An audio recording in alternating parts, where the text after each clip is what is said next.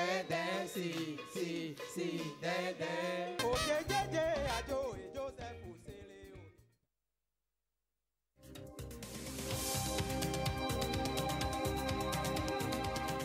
Suivez le journal de 20h avec G-Site.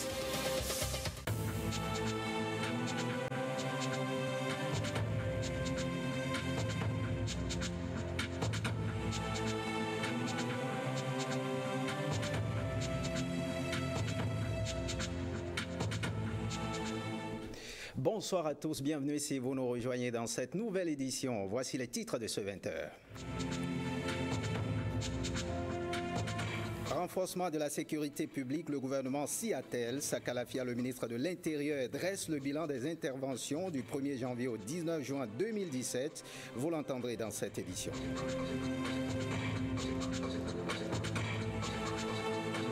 Les forces navales béninoises à l'école de la sécurité en haute mer, elles ont démarré une série d'exercices aujourd'hui pour des côtes et eaux territoriales encore plus sûres.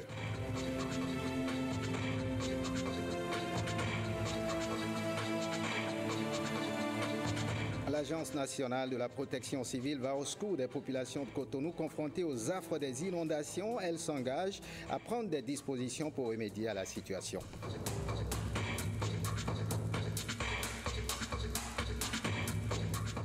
Bienvenue, si vous nous rejoignez, parlons coopération, visite d'amitié du ministre congolais des Affaires étrangères, de la coopération et des Congolais de l'extérieur au Bénin. Il est porteur d'un message de soutien du président congolais au président Patrice Talon. Cette marque de sympathie et d'amitié du président congolais intervient après le retour du chef de l'État de ses soins médicaux. Suivons tour à tour le ministre des Affaires étrangères du Congo et son homologue du Bénin. Regardez. Ce matin, nous avons le privilège d'être ici à Cotonou parce que nous sommes porteurs d'un message de son Excellence Denis Sassou Nguesso, président de la République du Congo, à son Excellence Monsieur Patrice Talon, président de la République béninoise. Message d'amitié, de fraternité, message de réconfort. Vous savez qu'entre le Bénin et le Congo, c'est une longue histoire d'amour. Et ce n'est pas de la langue de bois, ce n'est pas du tout de la langue de bois que de le dire. C'est des relations très solides, des relations très anciennes. C'est des peuples très soudés. C'est une relation au niveau des chefs d'État, depuis les anciens jusqu'à ceux d'aujourd'hui. Et une relation également sentimentale, parce que nous avons, aussi bien à Brazzaville qu'à Pointe-Noire, de nombreux Béninois qui travaillent, qui vivent avec leur famille, qui travaillent honnêtement, qui gagnent leur vie et qui contribuent à l'essor économique du Congo-Brazzaville. Et nous en sommes fiers. Et donc nous sommes porteurs d'un message d'amitié, de fraternité, de solidarité, de soutien à son Excellence M. Patrice Talon. Mais je suis très heureux ce matin d'avoir eu le privilège d'accueillir Monsieur le ministre Jean-Claude Gakosso, le ministre des Affaires étrangères du Congo-Brazzaville, qui est non seulement le collègue, mais un ami et un frère, parce que les relations, comme il vient de l'indiquer, entre le Congo-Brazzaville et le Bénin sont des relations de fraternité. Ce sont des relations quasi fusionnelles. Il ne vous a pas échappé que quelques mois après sa prise de fonction, le président a inscrit le Congo-Brazzaville parmi les pays qu'il a visités. Donc il s'est rendu par 2 fois au Congo-Brazzaville. Il a été à Oyo et il a aussi été l'hôte de son frère, le président Denis Sassou Nguesso, pour la fête nationale qui a été célébrée à Mandingou. La relation avec le Congo est une relation qui est une relation spéciale. Donc je suis heureux de vous le dire et de porter témoignage de cela et de confirmer tout ce que le ministre Jean-Claude Gakosso vient de vous dire. Nos présidents sont des amis, sont des frères et nous allons continuer notre travail dans le sens de la consolidation de ces excellentes relations.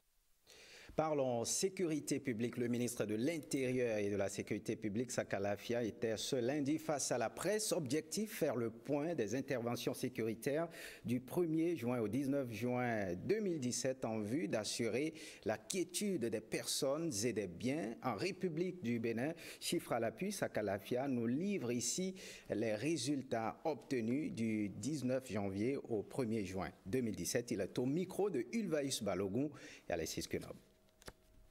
Les forces de sécurité publique, entendez la police nationale, la gendarmerie nationale, les sapeurs-pompiers ont investi l'ensemble du territoire national pour exécuter les missions à eux confiées par l'État. On a dénombré 18 cas de braquage de véhicules en circulation, braquage de motos pour arracher les motos. Les armes utilisées, c'est les pistolets de fabrication artisanale. On en a arrêté juste là 9. Quelquefois des fusils de chasse. On en a pris juste là 3. Les drogues et stupéfiants sur lesquels la police a mis la main. On a eu 1 tonne 88 kilos de cannabis. On a eu surtout de la cocaïne. C'est la maîtresse des drogues. On a connu des cas d'accidents de la circulation. Nous avons, dans ce cas, là, enregistré près de 1072 blessés, avec 453 morts. De façon réussie, on a eu à mener la lutte contre les faux médicaments. Dans le cadre de Pangea 9, à la date d'aujourd'hui, c'est 90 tonnes 900 de faux médicaments qui ont été saisis. On a également connu des cas d'inondation où nous sommes intervenus, près de 86 cas. On a connu de janvier à maintenant 23 noyades à travers tout le pays et on a dénombré près de 246 incendies, la plupart causés par la vente d'essence frelatée. Le ministre de l'Intérieur sur le point sécuritaire du 1er janvier au 19 juin 2017. On ne change pas de registre. L'opération Kando 2017 a démarré ce mardi. C'est un ensemble d'exercices auxquels sont soumis les hommes de la marine militaire béninoise et le haut commandement veut les aguerrir pour des côtes et eaux territoriales encore plus sûres. L'exercice de ce mardi s'est déroulé en mer à quelques encablures des côtes. Le reportage de Ghislain Poguet et Igor Ayosso. À bord du patrouilleur P109 à Libouri, des inspecteurs des pêches, des infirmiers et médecins militaires, des sapeurs-pompiers, des agents de la police nationale, des gendarmes et des fusiliers marins. L'exercice consiste à raisonner un chalutier qui pêche illégalement dans les eaux territoriales béninoises. L'exercice s'appelle donc la police des pêches. C'est une manœuvre qui nous permet d'appréhender tout navire, tout individu pêchant dans nos eaux de manière illicite. Il est question d'aller voir l'embarcation sur position et de monter à bord. Une fois arrivé à bord, j'ai ordonné à mes éléments de s'assurer donc qu'il n'y a pas des objets illicites avant l'intervention des éléments de la pêche pour qu'ils puissent s'assurer et faire le contrôle de leurs filets et tout ce qu'ils ont comme matériel de pêche. La manœuvre vise aussi à vérifier la cohésion et la fluidité des communications entre la direction des pêches, la direction de la marine marchande, la police judiciaire et la gendarmerie. À bord de la Libouri pour apprécier les différents compartiments de l'exercice, un officier supérieur qui fait office d'évaluateur. Pour moi, le personnel des forces navales a été vraiment magnifique ce matin dans le professionnalisme qu'ils ont montré et également la présence des inspecteurs de la dépêche. Et donc, je crois que ça a commencé à prendre et nous devons continuer l'entraînement pour arriver à la perfection. Dans le deuxième exercice à venir, les marins s'occuperont de la sécurité à quai, une manœuvre bien spécifique dans son contenu. Il y aura des scénarios genre la lutte contre les incendies à bord, les voies d'eau sur les bateaux. La lutte contre la piraterie sera au menu du troisième exercice pour la sécurité sur les côtes et dans les eaux territoriales du Bénin. On s'éloigne des côtes pour parler de notre cadre de vie. Le gouvernement continue de se préoccuper des populations confrontées aux affres de l'inondation à travers l'Agence nationale de la protection civile. De nombreuses actions sont posées pour dégager les artères. Le chef du département de la protection civile revient sur les dispositions prises pour juguler l'inondation à Cotonou et environ. Ce sont des propos recueillis par Ulvaïs Balogun et Alexis Kenom. Il y a des mesures structurelles et non structurelles que nous prenons chaque année. En matière de mesures structurelles cette année, face aux inondations, nous avons été au niveau du quartier Agla, où avec l'appel mécanique de l'agence, nous avons eu à creuser des tranchées. Nous sommes allés au niveau du collège, le lac, qui a un centre d'examen que vous savez, et nous avons pompé l'eau et également creusé des tranchées. En matière de mesures non structurelles, c'est par exemple les plans de contingence. Les plans de contingence sont des outils de planification qui sont aux mains des maires. Et en cas normalement d'inondation, selon l'article 76 et suivant de la loi sur la décentralisation, ils doivent au fait réunir la plateforme au niveau communal et les mesures préventives qu'ils doivent suivre, ils doivent également les prendre. Notre service, l'agence, elle est ouverte à tout le monde et lorsqu'il y a urgence, nous nous déployons également sur le lieu pour pouvoir secourir les populations. Ceux qui sont dans l'eau, nous avons également nos camions qui sont là, qui nous permettent également de déplacer les populations, s'il le faut, sur des sites d'accueil. Mais il faut le noter qu'à Cotonou, ici, la mairie n'a mis aucun site d'accueil à la disposition de l'agence pour pouvoir, en cas éventuel, également loger les populations sinistrées. Donc c'est l'école nationale de police que nous avons qui nous sert de site et par moment, nous mettons également les gens à ce niveau. Un tour à la cour d'appel de Cotonou, deuxième journée des assises 2017. 4 dossiers tranchés, coups mortels, viol, coups ayant entraîné infirmité aux morts. Tels sont les motifs pour lesquels 4 prévenus ont été fixés sur leur sort. Ils étaient pour la plupart en attente pour leur procès depuis au moins 5 ans environ. La justice béninoise rouvre ses assises supplémentaires pour faire diligence. Osias Sonovo nous fait le point.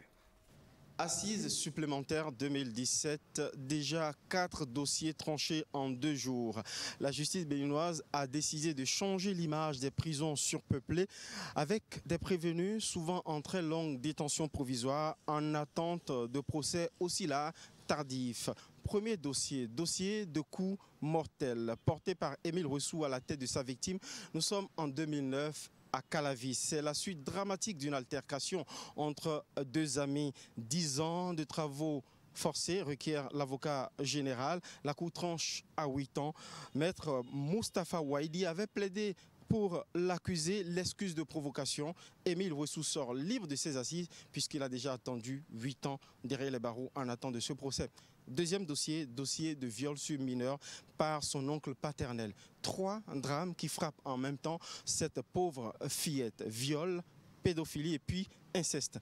La cour a frappé lourd, 20 ans de travaux forcés pour l'accusé. Le message de la cour est très clair, surtout par 7 ans de campagne intense pour la protection des filles. Troisième dossier, coups et blessures volontaires de Meyevi Herman ayant entraîné la mort d'un voleur. Ce dernier fait irruption par effraction, couteau au poing chez l'accusé. La course du voleur s'achève par des coups de machette portés par l'accusé. Meyevi Herman écope de 6 ans de travaux forcés. C'est le temps passé en attente de ce procès.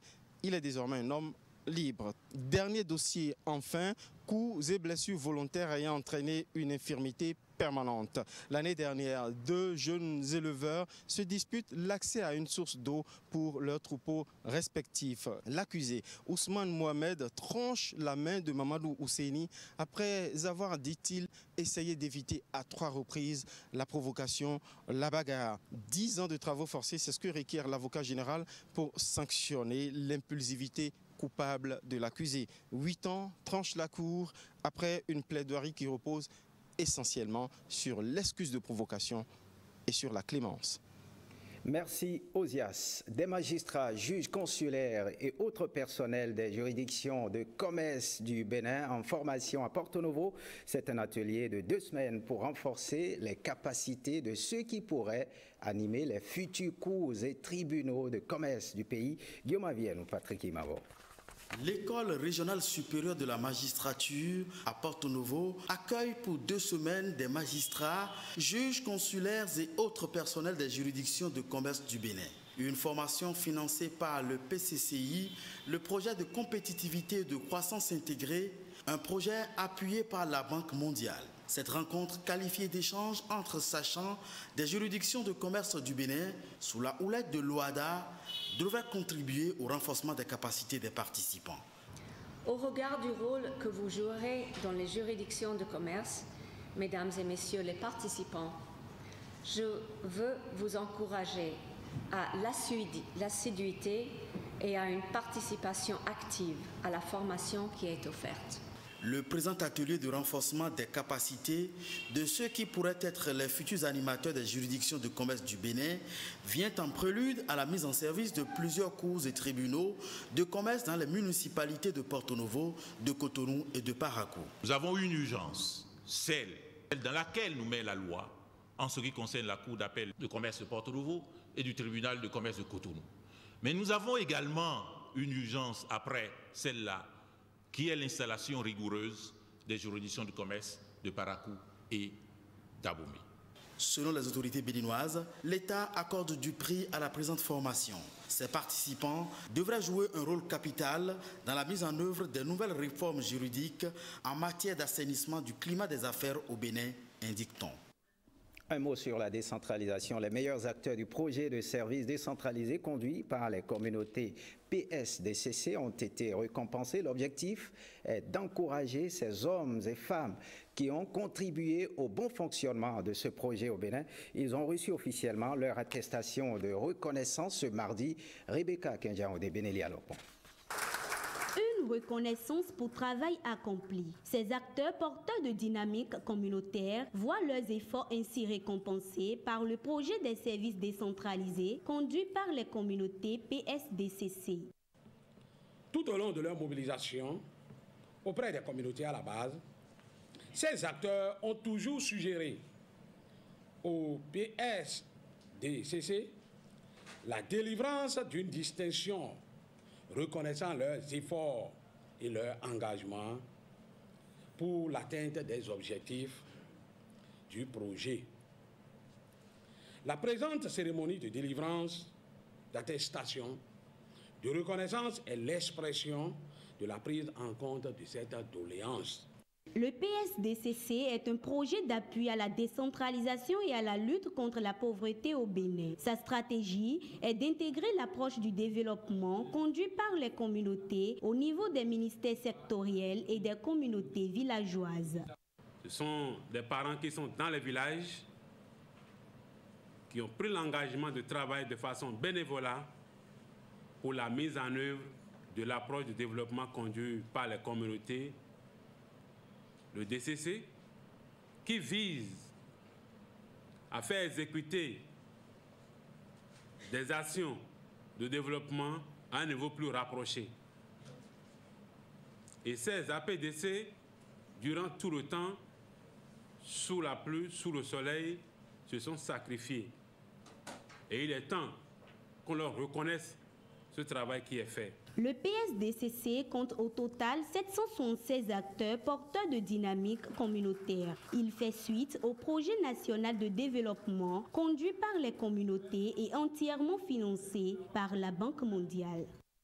Et ce communiqué qui vient de nous parvenir dans le cadre de la construction d'un immeuble pour la base des unités spéciales de la police fluviale USPF, il sera procédé à la libération du parc de stationnement des véhicules de transport de marchandises communément appelé parc Dindon, situé juste derrière le commissariat de Olakodji dans le 5e arrondissement de Cotonou.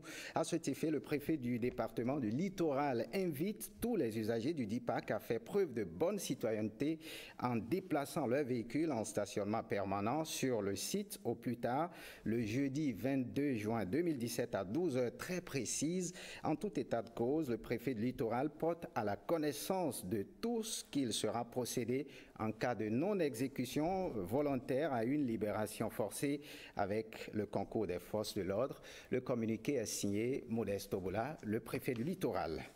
Le Centre béninois des langues étrangères a procédé ce matin au lancement officiel de ces journées portes ouvertes portant pendant 5 jours. Le public aura à découvrir les offres et les activités de ce centre. C'est l'amphithéâtre Idriss Déby Itno qui a abrité la cérémonie. Compte rendu Précieuse Akwerono, Eliade Bokovo. Créé en 1979, le Centre béninois des langues étrangères est une entité de formation et de recherche en didactique des langues. Il est le carrefour de diffusion de plusieurs cultures. Le CBLAE accueille pour la plupart des étudiants étrangers venant du Ghana, du Nigeria, du Japon, des États-Unis, etc. pour leur immersion linguistique. Le CBLAE est une sorte de ministère des Affaires étrangères pour notre université. Par conséquent, il constitue non seulement une vitrine pour le Bénin avec cet afflux annuel d'étrangers, mais aussi constitue un maillon important dans le rayonnement de l'université d'Abomey-Calavi. En ouvrant ses portes au public, le CBLAE veut mieux se faire connaître afin d'améliorer son image. C'est une démarche qui s'inscrit dans une politique globale d'intégration des technologies de l'information et de la communication dans les offres de formation du CBLAE pour renforcer ses liens avec le monde. Si les journées portes ouvertes sur le CBLAE sont destinées à faire connaître davantage les produits de ce centre, elles mettront au passage en relief l'appropriation des langues étrangères en usage en Afrique, le renforcement de la capacité de l'université à les enseigner et à accueillir tous ceux qui désirent rejoindre les grandes familles francophones, anglophones, hispanophones pour mieux communiquer avec le monde. Rendez-vous est donc pris dans les stands installés au CBLAE, 6 Carrefour Marina à Cotonou. Et cette ambition nourrie par la FESECAM fait des activités entrantes dans le cadre du 40e anniversaire de la fêtière des caisses d'épargne et de crédit agricole du Bénin. Le personnel du réseau s'est donné rendez-vous lors d'un dîner de gala. Plus de précisions avec Blaise Adampo et Monique Toron. Ce dîner de gala consacre le départ à la retraite de 15 agents de la fêtière des caisses d'épargne et de crédit agricole du Bénin. Ils sont honorés pour leur dévouement et loyaux services rendus à leurs différents postes à la FESECAM. Point n'est besoin ici d'évoquer les nombreux sacrifices que vous avez consentis pour le rayonnement de notre maison commune. Vous avez traversé monts et vallées pour faire connaître la FESECAM, même dans les hameaux les plus reculés de notre pays. Ces 15 agents reçoivent tableau d'honneur et cadeaux de la part de leurs collègues. Oui, comme vous le savez, le réseau FESECAM Bénin a été notre vie, notre raison d'être. Nous y avions passé beaucoup de temps et nous avons connu la joie, la tristesse, mais beaucoup plus de joie. Ce dîner de gala vient mettre un terme à la célébration du 40e anniversaire de la FESECAM. Le travail reprend avec de nouveaux défis. Nous devrons nous remettre résolument au travail et faire face aux défis qui nous attendent.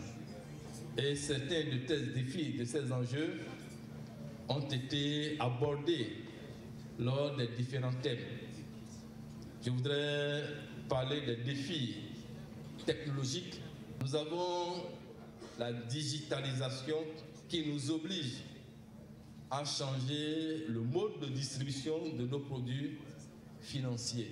Des instants de joie ont pris une part importante lors de cette soirée.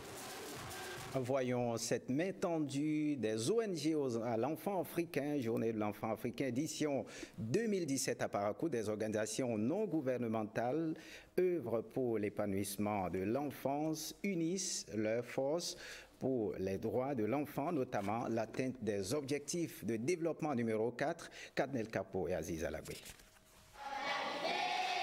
L'édition 2017 de la Journée de l'enfant africain connaît une mobilisation des structures qui défendent la cause de l'enfance.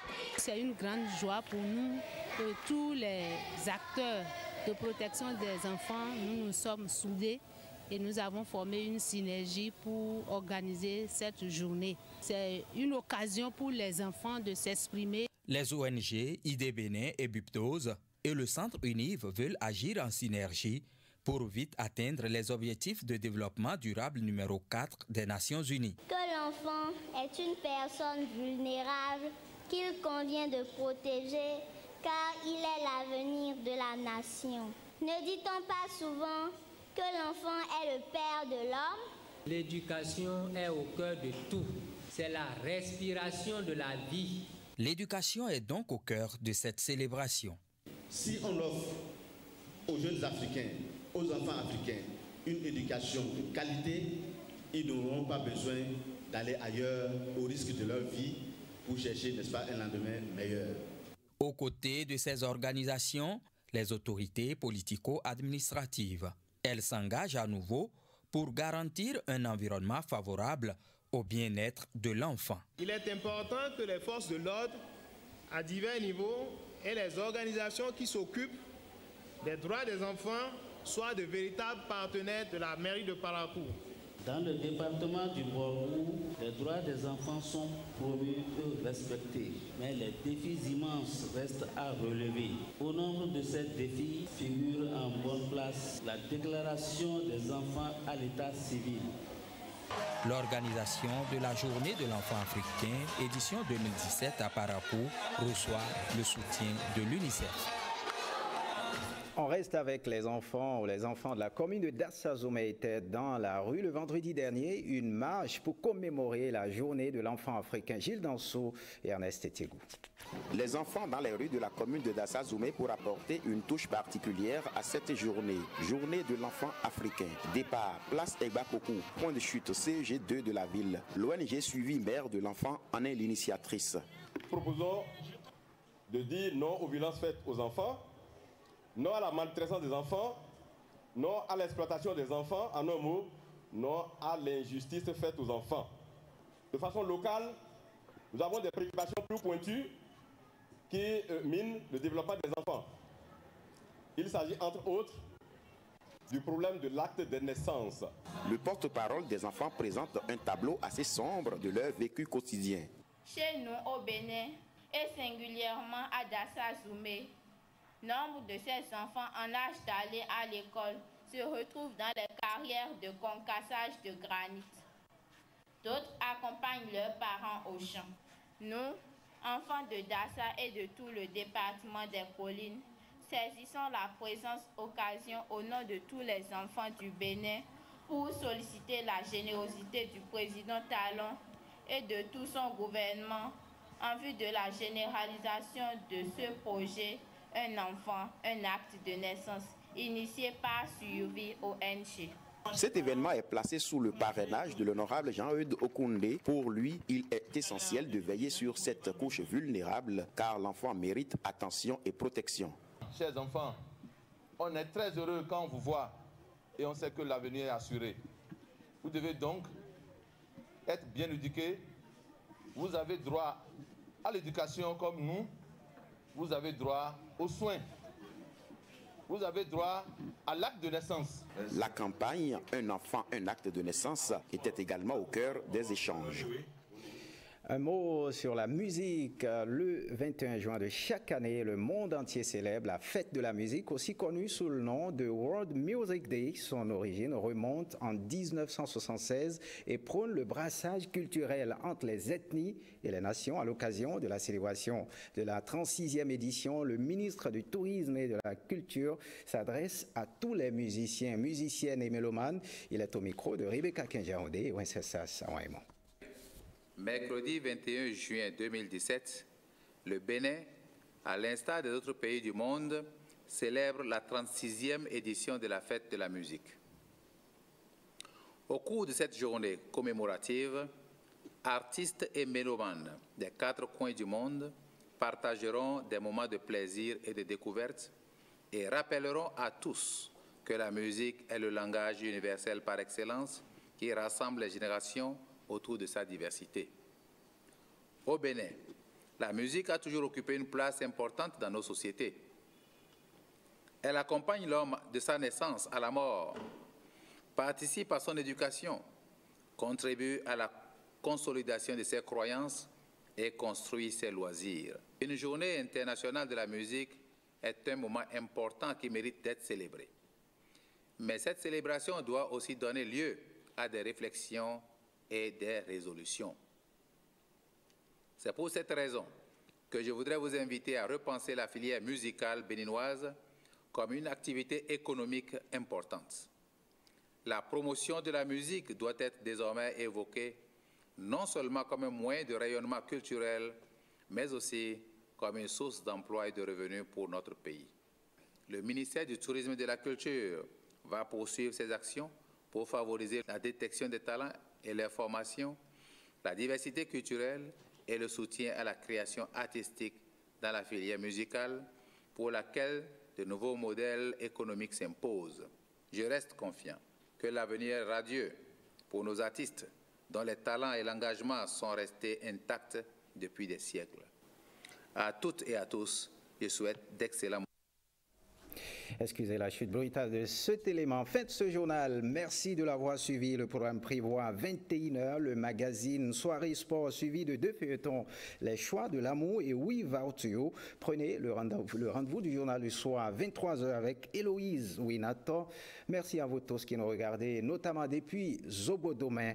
Bonne suite des programmes. L'ORTV passe en vous.